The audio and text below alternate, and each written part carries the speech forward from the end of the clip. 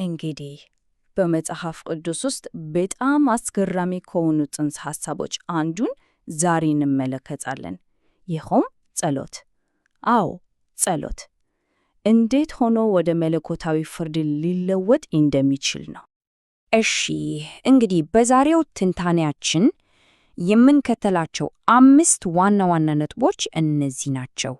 በመጀመሪያ የወርቅ ዕቃዎች ምስጢርን እንፈታለን። ቀጥሎ ጸሎቶች ፍትህን ሲጠይቁ ምን እንደሚሆን እናያለን። ከዚያም የስርየት 2 መዓዛዎች የሚለውን እንመርምራለን።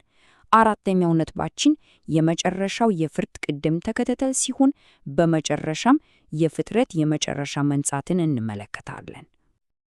እሺ እንግዲህ በቀጥታ ወደ መጀመሪያው ነጥባችን እንግባ።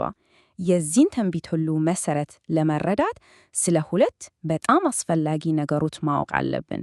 ይኸውም ስለ ወርቅ ሳህኖቹ እና ስለ ወርቅ ጥናው።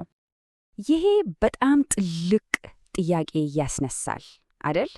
እንዴት ነው ጸሎት ያው የእምነትና የምልጃ መገለጫ የሆነ ነገር እንዴት ሆኖ የእግዚአብሔር ቁጣ መሳሪያ ሊሆን ቻለ? ይህ ነው እንግዲህ ዛሬ የምንፈታው እንቆቅልሽ።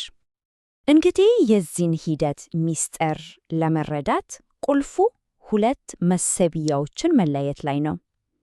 2ቱ መሰቢያዎች በብሉይ ኪዳን የማደሪያው ድንኳን ውስጥም ሆነ በራእይ ራእዮች ውስጥ እጅግ በጣም የተለየና ወሳኝ ሚና አላቸው። አሁን ደግሞ ነገሩን ይበልጥ አስደሳች ወደሚያደርገው ክፍል እንምጣ። 2 ቅዱስ ዕቃዎች አሉን። አንደኛው የወርቅ ጥናው ነው። ይህ ከናስ መሠዊያው በሚመጣ እሳት እና ዕጣን የተሞላ ነው። የክርስቶስን የኃጢአት ስርየት ይወክላል። ሌሎቹ ደግሞ የወርቅ ሳህኖቹ ናቸው። የሚገርመው እነዚህ ሳህኖች የተሞሉት በተለየ ዕጣን ነው፣ ይኸውም በተሰበሰበው የቅዱሳን ጸሎት። እሺ እስካሁን ያሉትን ነጥቦች ያዝ እናድርግና አሁን ደግሞ ይሄ የጥንት ሥርዓት ከፍጻሜው ዘመን ትንቢት ጋር እንዴት እንደተሳሰረ እንመልከት። ነገሩ እዚህ ላይ ነው የበለጠ ግልጽ የሚሆነው። ይሄ ንጽጽር በጣም ወሳኝ ነው። ልክ በዘሌዋውያን የስርየት ቀን መዓዛ ያለው ዕጣን እንደነበረው ሁሉ በራእይ መጽሐፍ ደግሞ ይህ ዕጣን የቅዱሳን ጸሎት ሆኖ ቀርቧል። ይሄ ማለት ጸሎት ልክ እንደ ዕጣን መዓዛ ወደ እግዚአብሔር ይደርሳል ማለት ነው። ግን እዚህ ላይ መታወቅ ያለበት ነገር አለ። እነዚህ ጸሎቶች እንዲሁ ተራ ጸሎቶች አይደሉም። በፍጹም እነዚህ በእምነታቸው ምክንያት የተገደሉ የሰማዕት ጩኸቶች ናቸው። ፍትህን የሚጠይቁ እስከ መቼ የሚሉት ጥያቄዎች ናቸው። እና ነገሩ ይበልጥ ውጥረት እንዲኖረው የሚያደርገው እነዚህ ጸሎቶች ወዲያውኑ መልስ አያገኙ አይደለም። አንድ የተወሰነ ሁኔታ እስኪሟላ ድረስ ይሰበሰባሉ፣ ይጠራቀማሉ። ታዲያ ያ ሁኔታ ምንድን ነው?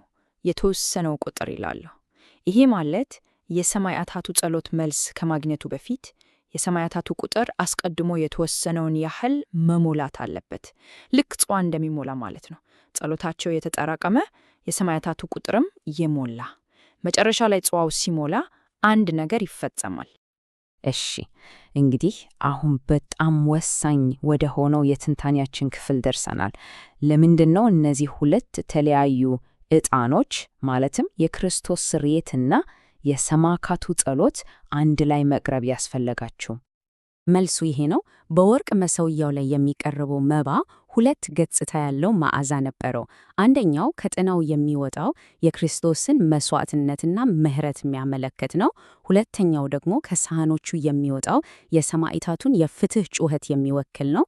አንዱ የምሕረት መዓዛ ሲሆን ሌላኛው ደግሞ የፍትህ መዓዛ ነው። ሁለቱም አንድ ላይ። ይሄ ለምን አስፈለገ? ምክንያቱ ሰማዕታቱ ራሳቸው በአንድ ወቅት ኃጢአተኞች ነበሩ። የዳኑት በክርስቶስ መሥዋዕትነት ነው። ስለዚህ ፍትህን የመጠየቅ መብት ያገኙት እንኳን በመጀመሪያ በተሰጣቸው ምሕረት አማካኝነት ነው። ያለዚያ ምሕረት የእነርሱ የፍትህ ጥያቄ ተቀባይነት አይኖረውም ነበር። እሺ እንግዲህ ጸሎቶቹ ተሰብስበዋል፣ ከክርስቶስ ስርየት ጋርም ተቀላቅለዋል። አሁን ነው እንግዲህ ሰማያዊው ድራማ ወደ መጨረሻው ምዕራፍ የሚሸጋገረው። ይሄ ቅደም ተከተል በጣም አስገራሚ ነው። 7ኛው ማኅተም ሲከፈት የመጨረሻው የዕጣን መባ ይጀምራል። ከዚያም ከመጀመሪያው እስከ 6ኛው መለከት ባለው ጊዜ ውስጥ ይህ የተቀላቀለው ጸሎትና ዕጣን ሰማያዊውን ቤተ መቅደስ ይሞላል። 7ኛው መለከት ሲነፋ ታላላቁ የስርየት ቀን ይጀምራል። ከዚያ በኋላ ምንድን ነው የሚሆነው? 7ቱ መላእክት ቅድም ጸሎት ይዘው ከነበሩት ከወርቅ ሳህኖች አሁን 7ቱን መቅሰፍቶች በምድር ላይ ያፈሳሉ። ይህንን ለውጥ አስተውሉ። ቅድም የቅዱሳንን ጸሎት ይዘው የነበሩት የወርቅ ሳህኖች አሁን የእግዚአብሔርን ቁጣ የሚይዙ የቁጣ ሳህኖች ሆነዋል። ያው ጸሎት ወደ ፍርድ ተቀየረ ማለት ነው። ነገር ግን ይህ ሁሉ ስለ ቅጣት ብቻ አይደለም። በፍጹም። ከቅጣቱ በስተጀርባ ያለው ትልቁ ዓላማ የፍጥረትን ሁሉ የመጨረሻና ፍጹም የሆነ መንጻት ነው።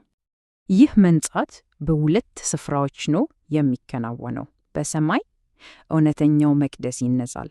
ይህ የመላእክትን ነጻ ፈቃድ ፍጹም ያደርጋል። ወደፊትም ኃጢአት እንዳይኖር ያደርጋል። በምድር ደግሞ በሰባቱ መቅሰፍቶች አማካኝነት ፍርድ ይፈጸማል። ዓለምም ከኃጢአትና ከሙስና ትጸዳለች። በዚህ የመንጻት ሂደት ወቅት ደግሞ ሰማያዊው መቅደስ በጢስ ይሞላል። እናም 7ቱ መቅሰፍቶች እስኪጠናቀቁ ድረስ ማንም ወደ መቅደሱ መግባት አይችልም። ይህ የሚያሳየው የሂደቱ ክብደት እና ቅድስና ምን ያህል ከፍተኛ እንደሆነ ነው። እናም በመጨረሻ ወደ አዲስ ፍጥረት የሚወስደው መንገድ ይህን ይመስላል። ሰማዕታቱ ከሞት ይነሳሉ፣ ሰማያዊ መቅደስ ይነጻል፣ ምድርም ከክፋት ትጸዳለች። ይህ ሁሉ በጸሎት የጀመረው ሂደት በመጨረሻ ፍጹም በሆኑ አዲስ ሰማይና አዲስ ምድር ይጠናቀቃል። ታዲያ መጨረሻ ላይ አንድ ጥያቄ ይዘንለየ። ዓለሙን ከክፋት የሚያነጻው የመጨረሻው ኃይል ምናልባት ጸሎት ቢሆንስ?